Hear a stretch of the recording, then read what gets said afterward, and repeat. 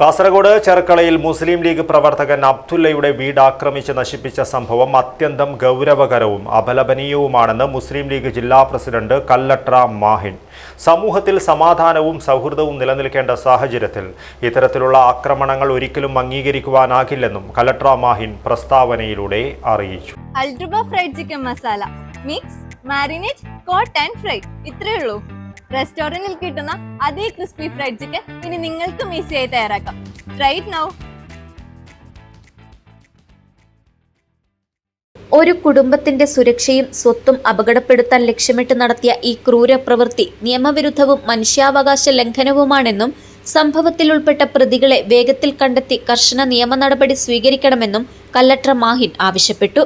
ഇത് രാഷ്ട്രീയ വൈരാഗ്യത്തിന്റെ ഭാഗമാണോ എന്ന് വ്യക്തമായി അന്വേഷണം നടത്തി സത്യാവസ്ഥ പുറത്തു കൊണ്ടുവരണം. ഇത്തരം ആക്രമണം നടത്തുമ്പോൾ വീട്ടിലെ സ്ത്രീകൾക്കും കുട്ടികൾക്കും ഉണ്ടാകുന്ന മാനസിക പ്രയാസം കൂടി കണക്കിലെടുക്കണം. പ്രദേശത്ത് സമാധാനം നിലനിർത്താൻ എല്ലാവരും സഹകരിക്കണമെന്നും ഇത്തരം പ്രവർത്തനങ്ങളിൽ ഏർപ്പെടാതിരിക്കണമെന്നും അദ്ദേഹം അഭ്യർത്ഥിച്ചു. കഴിഞ്ഞ ദിവസമാണ് ചെർക്കളയിൽ മുസ്ലിം ലീഗ് പ്രവർത്തകനായ അബ്ദുള്ളയുടെ വീടിന് നേരെ ആക്രമണം നടന്നത്. തീയിട്ടതിനെ തുടർന്ന് വീടിന്റെ വാതിൽ, നിർത്തിയിട്ടിരുന്ന ബൈക്ക് എന്നിവ ഭാഗികമായി കത്തിനശിച്ചിരുന്നു. പെട്രോൾ ഒഴിച്ച് കത്തിച്ചതാണെന്നാണ് നിഗമനം. സംഭവത്തിൽ വീട്ടുകാരുടെ പരാതിയിൽ പോലീസ് കേസെടുത്ത് അന്വേഷണം നടത്തിവരുന്നുണ്ട്. News bureau, Kasaragod.